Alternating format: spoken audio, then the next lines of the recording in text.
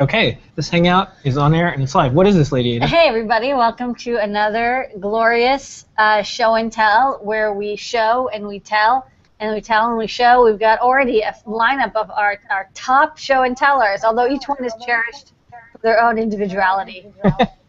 Not a contest.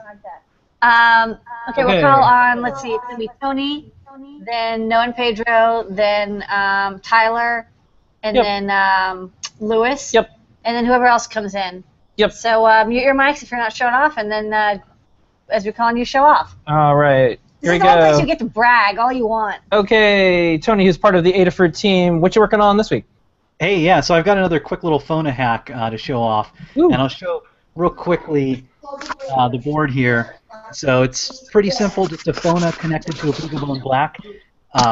But the really cool thing is that I've got tethering to the cellular data network using PPP, the point-to-point protocol.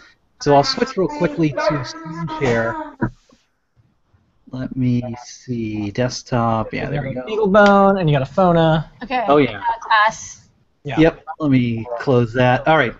So you can see the screen, right? Yeah. All right, cool. So I'm connected to the BeagleBone Black, and I'll bring up the cellular connection. So you start the PPP connection with this P-on phona, and now I can see it's blinking a little quickly, so it's working. So if I run ifconfig, you can see there's this PPP connection. And now let's do something like ping adafruit.com. And pretty cool. Ping works.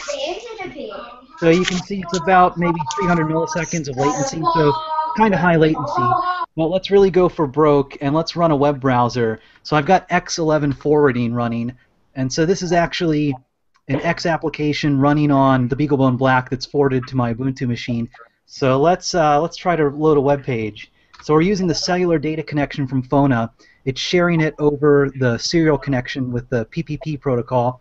Wow. And see, we're loading a web page.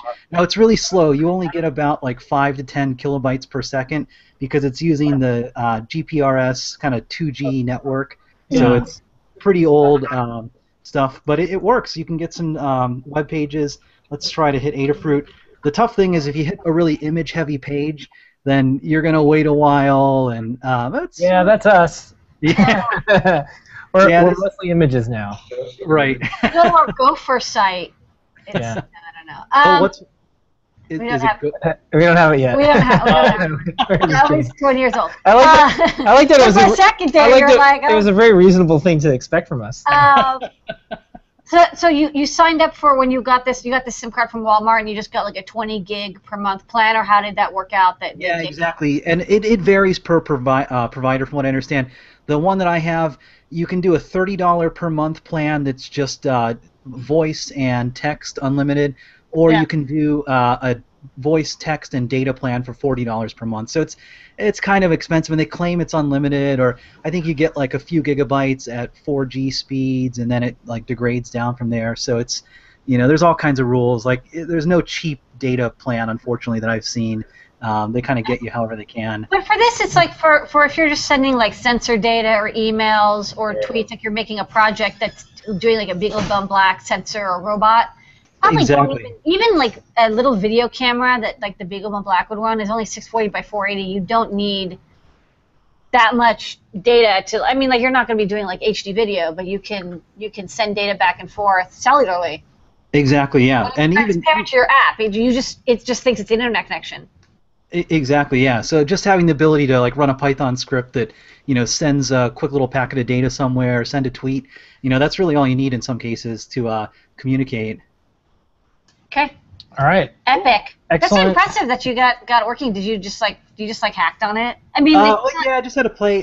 So the nice thing is, like, way back in the day, everyone had a modem, and the way that you had to create an internet connection was through this PPP protocol.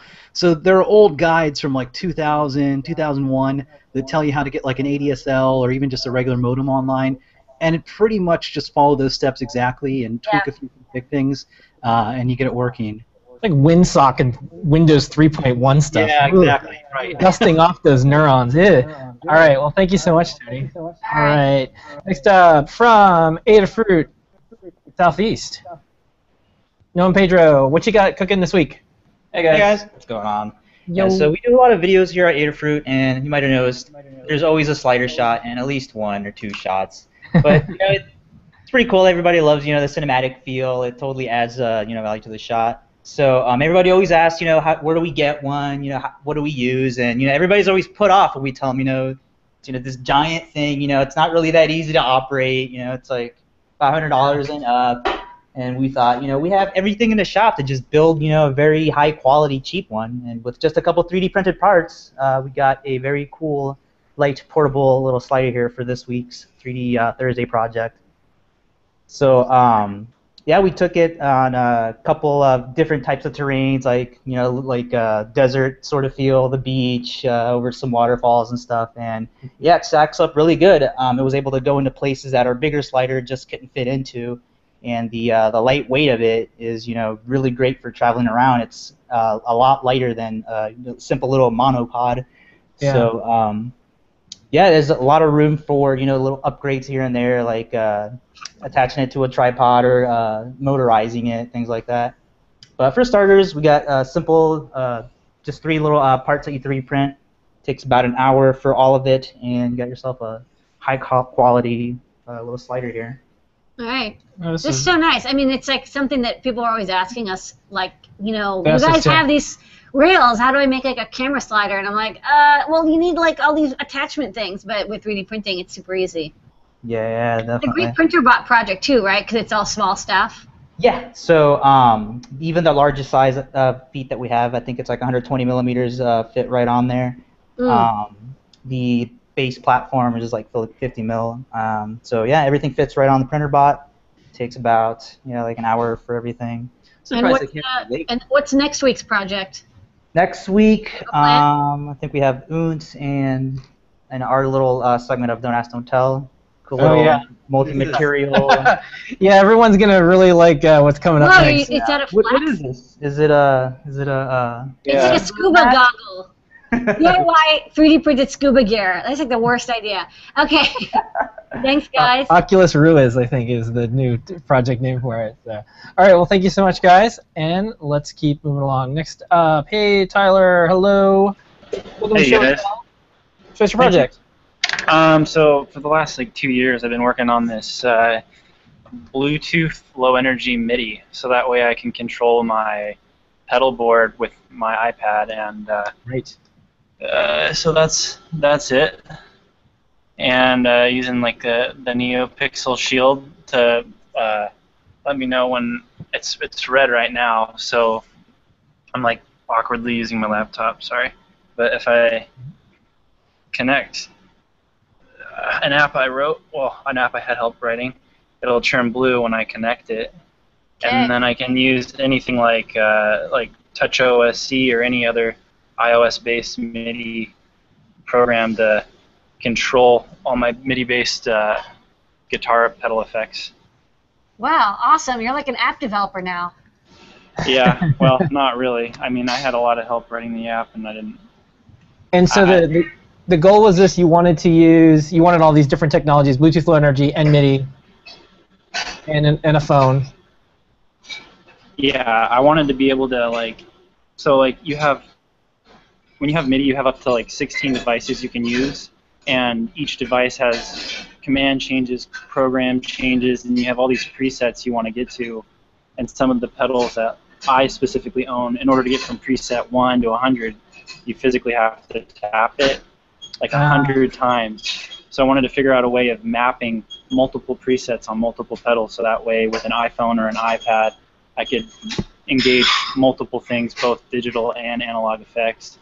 So that way I could, in theory, take my pedal board off of stage and not even have to use my pedal board if I wanted to. Yeah, the wireless system is nice. Yeah, that's cool. I mean, Bluetooth Energy is fast enough to do. It can do MIDI. I mean, it's not for audio or video, but it can do MIDI passing. So yeah. Yeah, or pianos or light bars or anything MIDI. Yeah. So, or DMX even, you could you have your whole stage show be controlled over Bluetooth. Yeah. Short range, but your stage isn't that big anyway.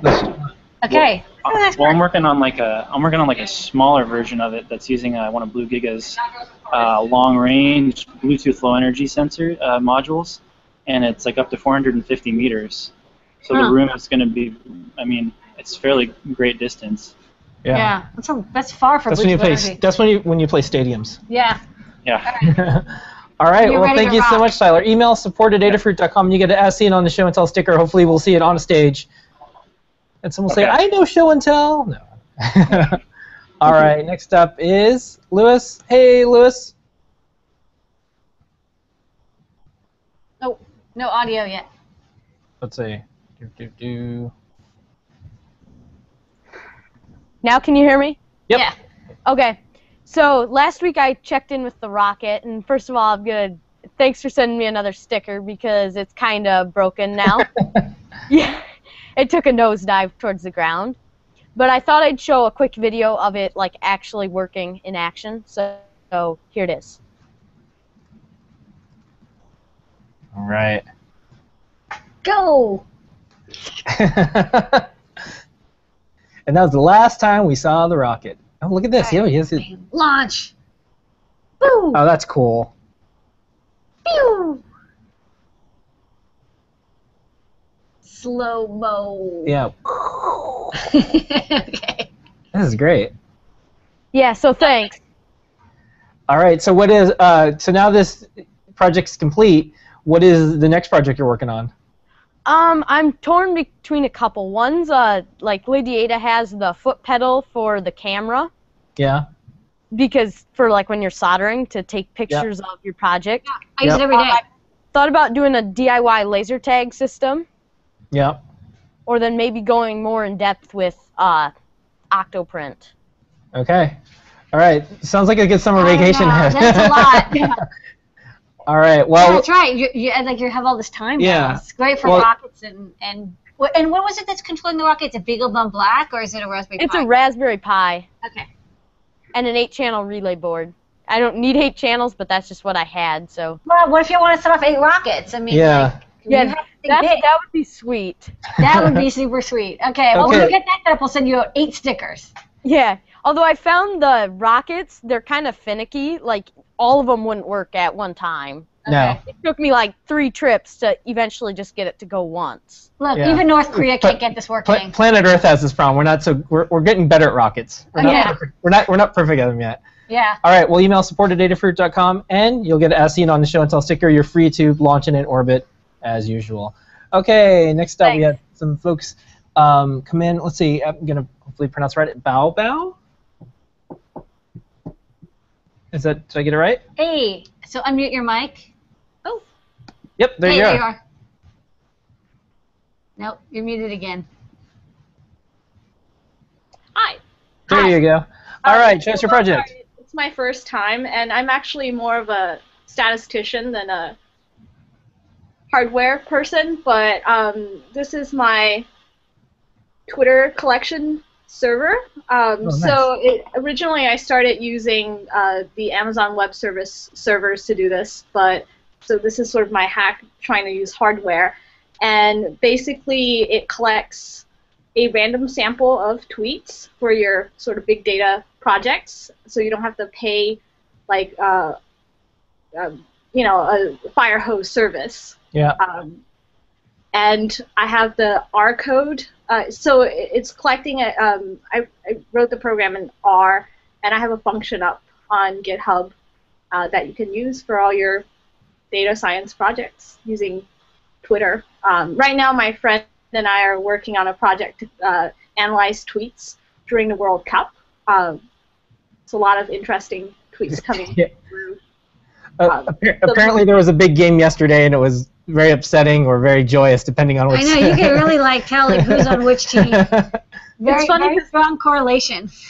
Yeah, a lot of the tweets were angry tweets from Brazil, actually. Sorry. So All right, so they were, yeah. celebrating as much on Twitter. I don't know.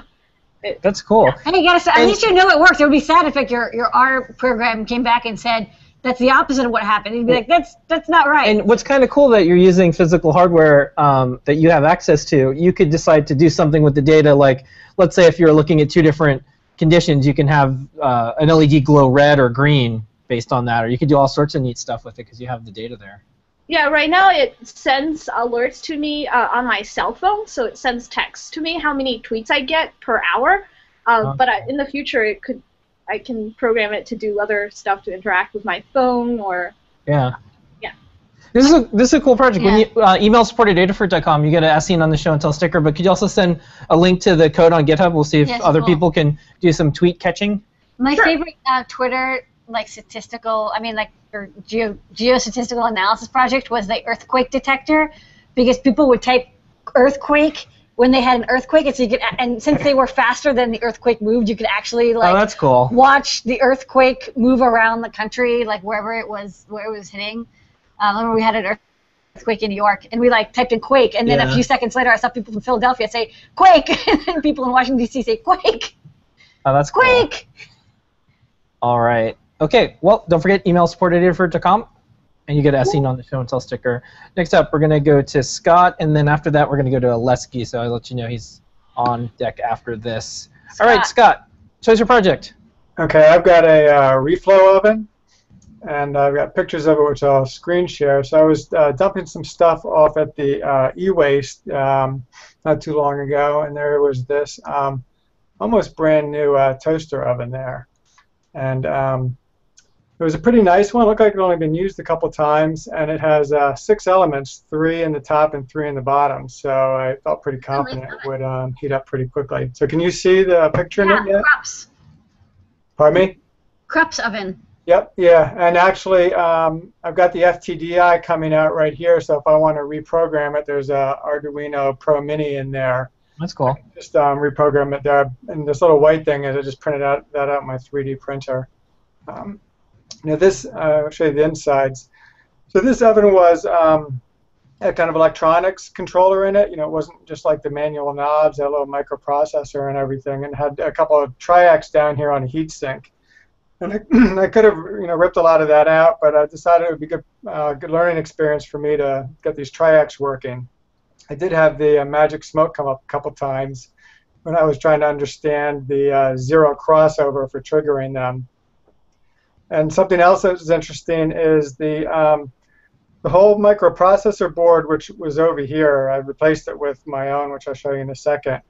It was floating on the 110 volts. So, even though, which I hadn't really seen before, but I don't have much experience ripping these kinds of things apart. But like the 5-volt line on there was, maybe 5 volts above the 110. So if you were to touch it, which I was smart enough not to do, but you would have gotten shocked. So that was kind of interesting. So I ended up doing a little surgery on this main board down here to have the microcontroller board not float around. And I also wanted to add a motor. I wanted to make a convection oven, so I mounted this little motor, which has a fan attached to it. And so down here is part of the original board, because there on the front of the toaster there's a nice big button with some LEDs, so I wanted to keep that. So I actually cut the PCB in half right here, and then just soldered some wires to it. And this is the board that I made. I've got a couple fuses here, a little buzzer. This is the Adafruit thermocouple breakout board, and then the Pro Mini here. And these are the zero crossover opto couplers. Wow. And I made this board. I've got a Shipoko little desktop CNC milling machine. So I milled the PCB out on this. I created an eagle, and then there's a plug-in that will make the G code. And this is one of my first tries. And this is the Adafruit Nokia display. Yeah. Which actually was a really good fit for the original display on the toaster. And then here it is. Here's just another angle all mounted up, and then here's just some of the specs. So I've got 2 profiles loaded in here, kind of a low temp solder and then a leaded solder. Nice work. This is a great oven. Yeah, this is way better than what ran all of Adafruit up until recently. Blade in there, so Okay, yeah. keep everything heating nice and even. All right. This What's is fantastic. cool is you can get really good, my trick is you can use a little alligator clip, the ones from Alligator Clip on Wire, the board. and you crimp it onto the thermocouple, and then you can attach it to the board, and that way you get exactly the board temperature instead of the ambient air, which is always like off by 10 degrees.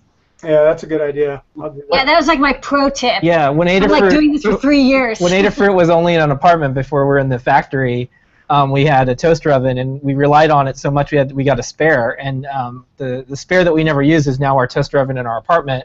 Great. That we just used for eating, Good for and it was a bagels. Black & Decker IR toaster oven. It was actually a pretty nice pretty one. Good. IR toaster ovens are pretty good. Yeah. All Okay. right, Well, thank nice you so work. much, Send us a Scott. link. We'd love to blog that up. If Yeah. you always ask us for how reflow oven projects. Yeah, and I actually have everything on GitHub. So I can, Okay. All right, yeah, send us a send it link over. when you email support@adafruit.com for your sticker. Excellent project. The only thing I wish it had is an interior light. It'd be nice to kind of see what's Yeah. going on, but The IR oven, it figure out how lights to- up. We were lucky. Yeah. All right. Hopefully it doesn't catch on fire. Next okay, up. Alexi. Alexi, hello. Oh wow, you got multiple people. Hello. Hey, everybody. Oh, can you hear us? Yeah. Hello. Show us your project. Okay, so we did the small Neopixel sound meter. You see it on the background. Oh, Yeah. That's beautiful. Actually, it's not small. It's like a human Yeah, size. it's one. 6 foot. It's a very tall human too. So and maybe you can okay, we can check how it's work. We have a sketch, and yeah, if you make a noise, it will raise yeah, look at the bar. Okay. It's an applausometer for all the show and tell participants. Yeah, we did it especially for check the winner for local event and Science Slam event. So I can show the screen share to show you how it was. Okay. Yeah, that'd be great. Yeah. And all three of you worked on this? Yeah, we did it together. So it Okay. would look like this.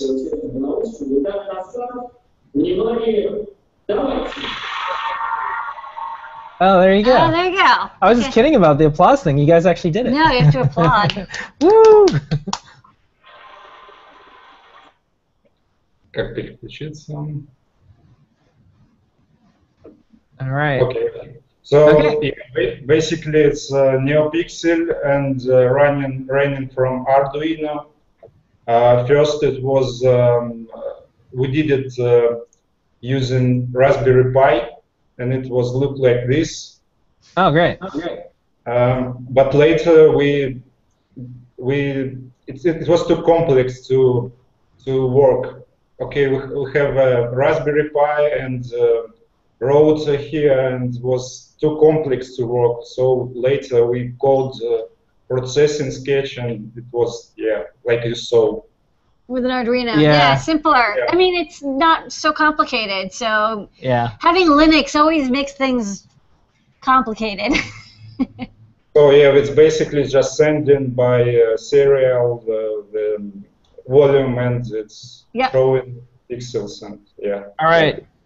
Excellent project. Send us a link to it if you post it online somewhere, and if it was the three of you who worked on it, you can each get a as seen on the show and tell sticker. So Okay. email. Sticker. Yeah. Three stickers. It's hard to divide up one sticker for three people. We've seen it, but And send Yeah. us. Can you send it to Siberia? yeah, Yeah. No, we'll send it. Okay. We send packages to Siberia all the time. we can send it. We can send anything anywhere right now. Send it to Alaska, McMurdo, Yeah. Antarctica, Yeah. South Africa. Not a problem. Except for Missouri. No. No, Missouri All also. right. All right. Next up, Patrick. How's it going, Patrick? Hey, Patrick. Oh, so I just wanted to show a Raspberry Pi. It might sound really gross, but it's No, you sound great. You sound great. You sound better than Not us. gross at all. a Raspberry Pi toilet monitor. I think I already ran the web server, so it uses like a PIR passive infrared sensor, a motion So sensor. you know if someone's in there. Yeah, to see if anyone's in the bathroom, and I also calculate time, but I haven't done that step yet. So it's kind of sensitive because of those parts, but I'm not sure if you can see the motion sensor and the Pi cobbler from. Yeah, I see that. It's okay, so it's pointing at you. Yeah, and if you go to the web server, it shows like if it's vacant or not. So right now, so far it's vacant. But That's handy. but when I actually like wave a lot towards it, it starts saying occupied. Oh, no, occupied. Occupied. Don't go in here. Don't go in. And if you have like one bathroom and 6 people and it's on a different floor, you Yeah. want to walk all the way to the third floor, the basement. You know, or it's whatever. funny. It's one of those really popular projects that you see that a lot of startups publish, because startups, they usually have a small office, there's one bathroom, and everyone is like, well, this would solve a problem for us, so I don't have to walk over there and someone's there. So what, do you use this somewhere, homeschool, or is it a project you're going to post online? No, I just go to a school, and right here I live here in near San Francisco in California. Gotcha. Yeah. That's a cool project. Wait, what's that? It's a cool project. Cool project. Oh, yeah, and based on this web server thing called Flask, this Python library called Flask, and it's run on this thing. So it also uses pip and also the web server Flask. All right. Yeah. Flask is super popular. We see a lot of Flask. Flask has been on our show many times. All right, Patrick. Well, very cool. Email support@adafruit.com, and you get an as seen on the show and tell sticker. That can be part of the bathroom graffiti. Yeah, that'd be cool. All right. And last up, I think Joshua came in, but I think it's a phone. It was blurry. Oh, here you are. Hey, Joshua, how's it going? Hello. I think you're muted. So yeah, I'm not muted. Oh, there you go. So. Yeah, good. I just wanted to show the samples I got from Texas Instruments after looking at Lady Ada's website showing all the free sample websites. Oh, yeah. All right. Show us what you got. What'd you get? Yeah, I got a couple microcontrollers. They're MSP 430s. Okay. They're huge. No, they're tiny, actually. And then I got some 555 timers, because I love 555 timers. Always It's handy. the first thing I fiddled around with. Then a dual op amp. Okay. And a 7-segment display driver thing. Oh, nice. All right, you got a project. You got like a project with some LEDs, a 555 timer. Yeah, well, I just make lots of projects with the 555 timer on my breadboard, except I'm gonna have to make some breakout boards for the SMD. Okay. I'm gonna work on a Secret Not Gumball machine next. Okay. Yeah, because they look really interesting. All right. Well, you'll need an op amp for that, for the microphone or PA. Yeah. And or something. I've got an Arduino, so. Yeah. Recently got an Arduino. All right. Come back as you start working on that, and we'd like to see your gumball machine. You get it as seen on the show and tell sticker. Email support@adafruit.com. It's also free, like your samples. Yeah. Just collecting all the free stuff. All right, thanks. All right. Thank you, Joshua. All right. That was a full house tonight. Thank you, everyone, for being on the show and tell. We're here every week, 7:30 p.m. Eastern Standard Time. Yeah, we had max people, 9 people. Max people. That's the maximum number of people. Thank you, Tyler. Thank you, Tony. Thank you, Scott. Thank you, Patrick. Thank you, Noam and Pedro. Thank you, Louis. Thank you, Joshua. Thank you, Baba. Thank you, Oleski, and your 2 friends. Yay! Good job, dude. Good job. To do that. Nice work, everybody. All right. We'll see everyone on Ask an Engineer in like 1 minute.